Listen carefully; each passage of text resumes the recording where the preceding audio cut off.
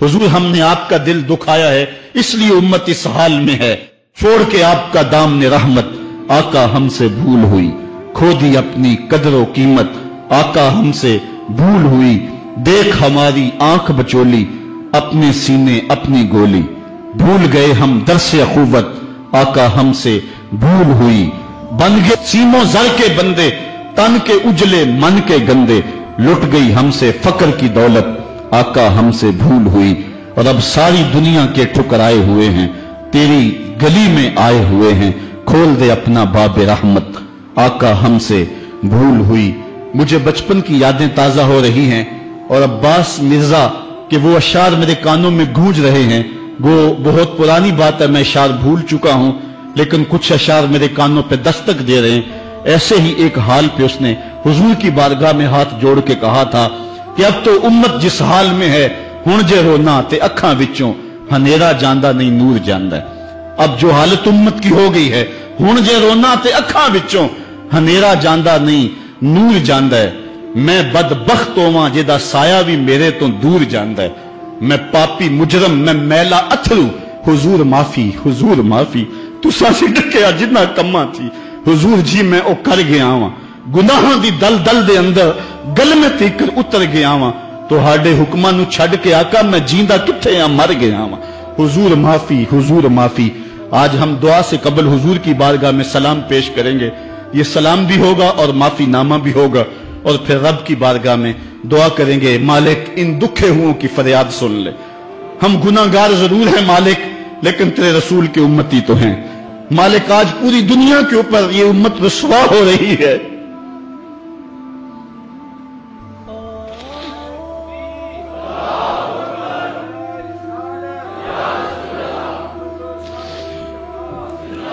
तुझसे फरियाद है ए गुंबद खजरा वाले, काबे वालों को सताते हैं कलीसा वाले। आज हमारा अखलाक, हमारा किरदार इस कदर गिरावट का शिकार हो गया। मैं इस जुमे को बयान कर रहा था कि मेरा एक दोस्त ननकाना गया है, और जब वो उसको शौक पैदा हुआ कि मैं गुरुद्वारा देख लूं सिखों का, तो वो कहता मैं जूते उतार के इस फिक्र में था कि जूते संभालूं और किसी जमत रखूं। तो एक सिख अहलकार आगे बढ़ के मुझे कहता छोड़ दे जूते, ये मुसलमानों की मस्जिद नहीं गुरुद्वारा है। तो कहता मैं डूब गया, मेरा जी चाहता मैं जज्ब हो जाऊं जमीन के अंदर। आज ये हमारी हालत है कि हमारे मुल्क के अंदर रहने वाले सिख भी हमें ताना दे रहे हैं और हम उनको जवाब नहीं दे सकते। हमारी हालत ऐसी ही है। और आओ तुम्हें एक वो कहानी भी सुनाऊं। मस्जिद शाही है और उसके थड़े पे गदागर मांग रहा है कि एक अंग्रेज अफसर आया और उसने अंदर जाना था, तो गदागर ने उसके सामने हाथ फैला दिया। उसने बटवा निकाला और कुछ पैसे रकम जो है उसकी हथेली पे रखे, और दोबारा बटवा जेब में डालने लगा, फिसल गया, नीचे गिर गया, वो अंदर चला गया। गदागर ने वो बटवा पकड़ लिया। ख्याल था ये वापस पलटेगा तो मैं इसको ये बटवा दे दूंगा, लेकिन वापसी शायद वो किसी बगली दरवाजे से निकल गया या इसको पता न चल सका, तो वो बटवा अपने घर ले गया। 1 साल गुजरा तो दोबारा जब वो अंग्रेज वहां शाही मस्जिद में आया दौरे के लिए, तो ये चूंकि दौर भी अंग्रेज का ही था, तो उस गदागर ने पहचान लिया, कहा बाबू रुकना, मुझे तुमसे थोड़ा सा काम है।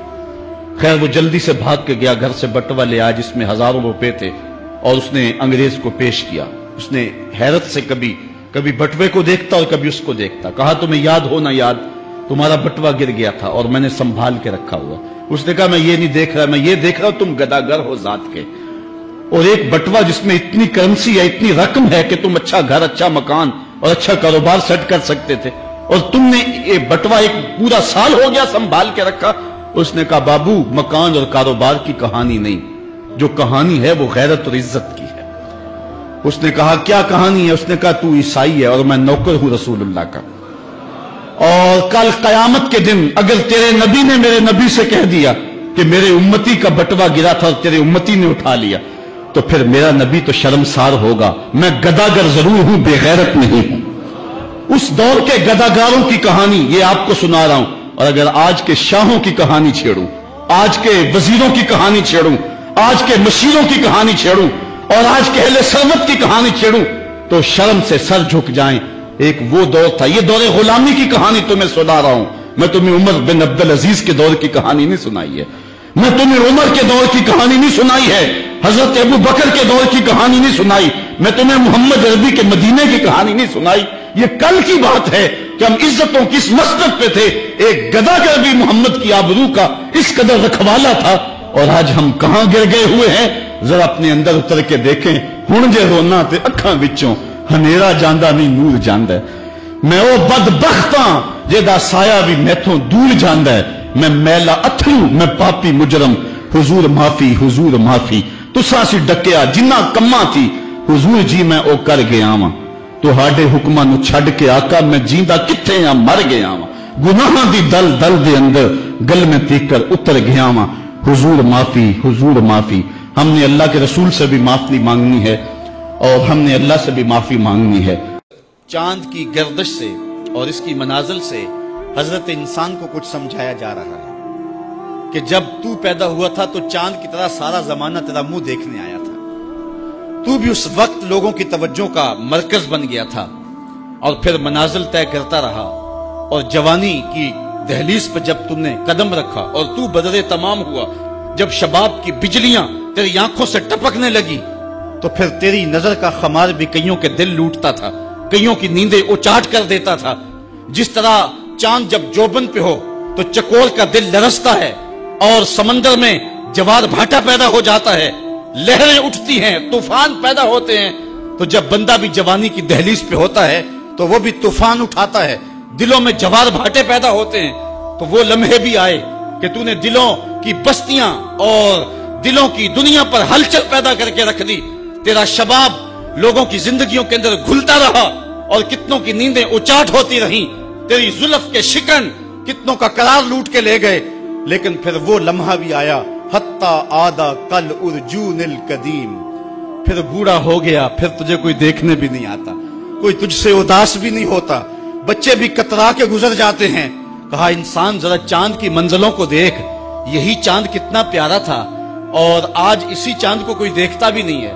بچہ جب پیدا ہوتا ہے تو اس کی مسکراہٹ دل کھینچتی ہے، اور جب بوڑھا مسکراتا ہے تو اس وقت جو ہے لوگوں کی توجہ نہیں ہوتی. بچے کی زبان جو ہے وہ اڑ اڑ کے جب بولتا ہے تو اس کی توتلی زبان کا حسن دلوں میں نکھار پیدا کرتا ہے. ماں بھی بلہاری جاتی ہے، باپ بھی صدقے جاتا ہے، بہنیں بھی جو ہے وہ قربان جاتی ہیں. تو بچے کا ٹوٹا لہجہ اور توتلی زبان خوشیوں کی ایک لہر ہوتی ہے. لیکن جب بڑھاپے میں فالج کی وجہ سے زبان میں لکنت آ جائے، اب توتلا پن پیدا ہو جائے، اب زبان اٹکنے لگے، تو بچے بھی مذاق اڑاتے ہیں. ایک لمحہ وہ تھا کہ زبان توتلی تھی تو حسن تھا، آج لمحہ وہ گیا کہ حتی آدھا کل ارجون القدیم. کھجور کی ٹہنی سے جب پھل توڑ لیا جائے، اب اس ٹہنی کو کون پوچھتا ہے؟ جب تک پھل آیا نہیں تھا وہ ٹہنی اچھی لگتی تھی، مالی سنبھال کے رکھتا تھا، جڑوں کو بھی پانی دیتا تھا، اور خیال کرتا تھا کہ کوئی ایسا نقصان نہ ہو کہ یہ پودا جو ہے وہ مرجھا جائے. پھر جوبن پہ آیا، اور جب کھجوریں لگیں تو اس نے پھر رسیاں بھی باندھی اور کھجوروں کو سنبھالنے کے لیے سب کچھ کیا. پھر جس دن اس نے اس ڈال سے پھل کاٹ لیا، اب وہ کھجور اجڑ گئی، اب اس کی وہ ٹہنی بے توقیر ہو گئی. انسان کی زندگی کا جب شباب لٹ جاتا ہے اور بڑھاپے میں جب وہ کسی قابل نہیں رہ جاتا، تو پھر اس کی بھی یہ مثال ہے، حتی آدھا کل ارجون القدیم، جیسے کھجور کی پرانی ڈال ہو. آفاق کے ہر ہر گوشے میں قرآن سنا کر دم لینا، اب رکنا نہیں، اب تھمنا نہیں. فردوس میں جا کر دم لینا، آفاق کے ہر ہر گوشے میں قرآن سنا کر دم لینا، اب رکنا نہیں، اب تھمنا نہیں. آفاق کے ہر ہر گوشے میں قرآن سنا کر دم لینا، اب رکنا نہیں، اب تھمنا نہیں، فردوس میں جا کر دم لینا، آفاق کے ہر ہر گوشے میں قرآن سنا کر دم لینا، اب رکنا نہیں، اب تھمنا نہیں۔